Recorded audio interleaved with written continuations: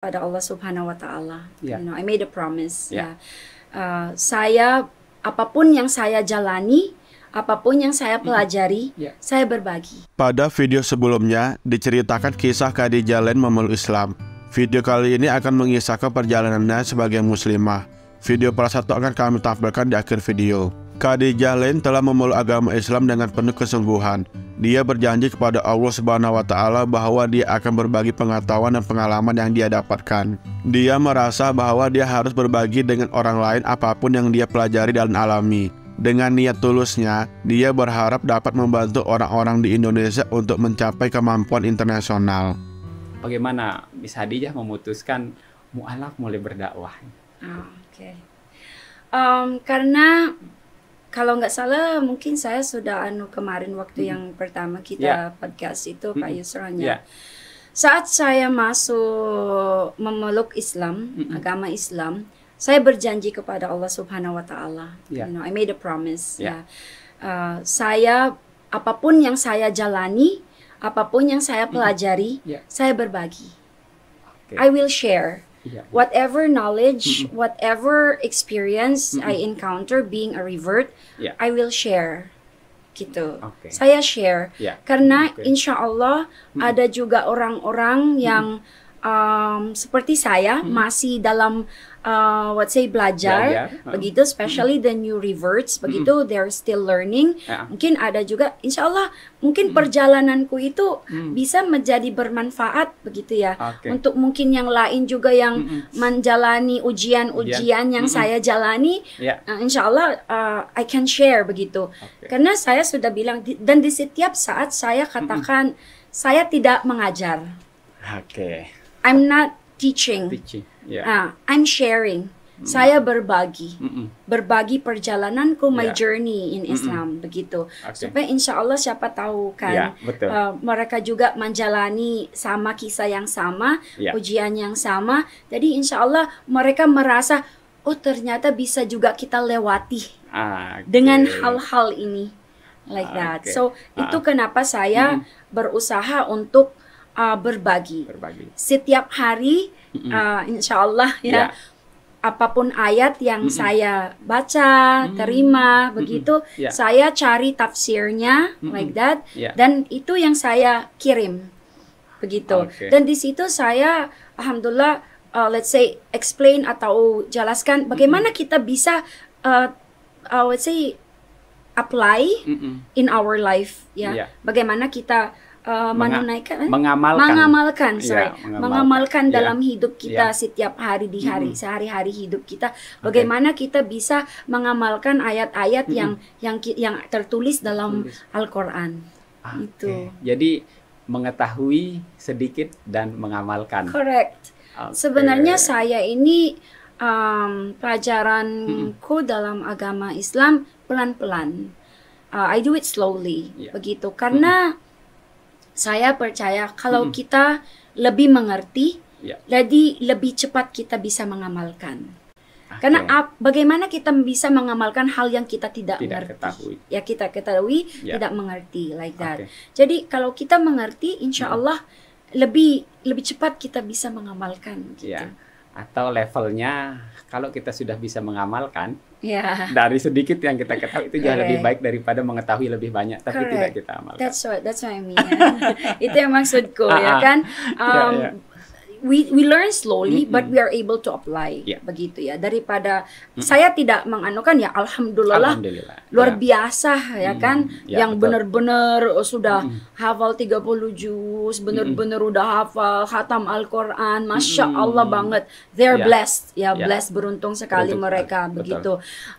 The only thing is me, I'm talking about me. Saya tidak berbicara tentang yang orang lain. Saya berbicara dengan diriku sendiri ya, karena kita beda-beda Pak Yusronnya.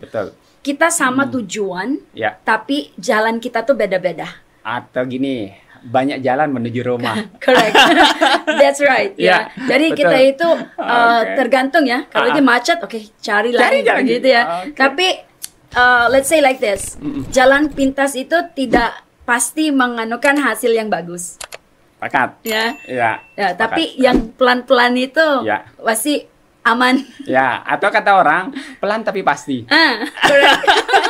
Slowly but surely. Slowly but surely, ya. Correct. Betul. Setelah memahami dan memperkuat imannya, Khadijah memutuskan untuk berdakwah dan berbagi pesan Islam dengan masyarakat. Meskipun dia awalnya berpikir bahwa menjadi mu'alaf adalah seperti memulai hidup kembali, dia mengubah energi positif yang dia dapatkan dari keyakinan menjadi bantuan bagi orang lain, terutama di daerah Lombok.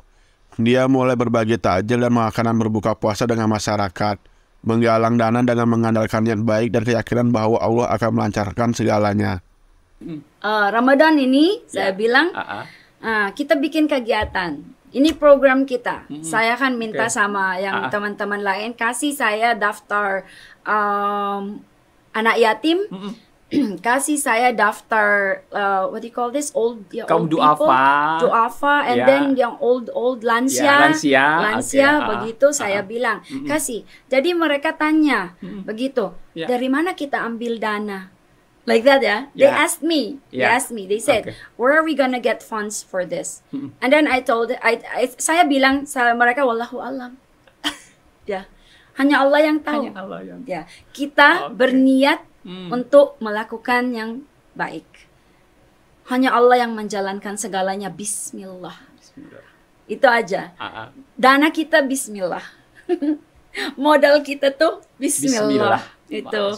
Jadi alhamdulillah, alhamdulillah ada teman-teman yang melihat kegiatan begitu kita buat kegiatan begitu, dengan mungkin ya di awal kan of course kami yang menjalankan begitu.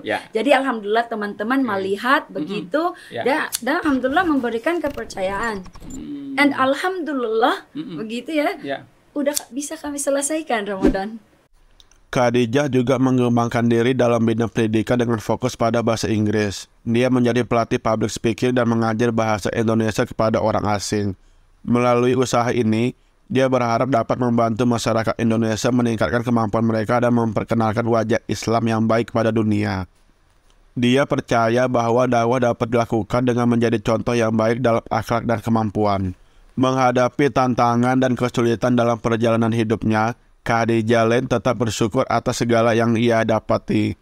Dia percaya bahwa segala sesuatu terjadi atas izin Allah Subhanahu wa Ta'ala dan dia mengambil setiap pengalaman sebagai pembelajaran. Meskipun dia tidak mencari kekayaan materi, dia tetap berusaha membantu sesama dan memberikan yang terbaik kepada masyarakat. Dengan ketulusan hati dan niat baik, dia berharap usahanya dapat membawa manfaat bagi orang lain dan menginspirasi orang lain untuk menghadapi ujian hidup dengan optimisme dan kepercayaan kepada Allah. Oke, sebagai closing statement, saya selalu bilang kita ini tidak ada yang sempurna. Tidak ada yang sempurna, kita semua ada kesalahan, kita semua ada kekurangan. Kita hanya bisa melakukan yang terbaik kita dan insya Allah kita bisa menerima ridho Allah Subhanahu wa Ta'ala gitu. Yang penting saja saya sudah bilang kita tetap berikhtiar begitu. Dan memang dunia ini tidak ada yang let's say kebahagiaannya, karena hanya kebahagiaan itu ada di surga. Gitu. Tapi kebahagiaan itu tergantung kita. Ya, kebahagiaan itu tergantung kita. Kalau mungkin kita dalam ujian, jangan lupa Allah Subhanahu wa Ta'ala selalu ada. Dia mengatakan kalau ada menanya saya di mana, saya adalah dekat. Ya, saya kabulkan doa orang-orang yang berdoa kepadaku. Hanya mereka harus ikut dengan perintahku. Jadi itu yang kita harus pikir. Apapun yang terjadi, Allah Subhanahu wa Ta'ala ada.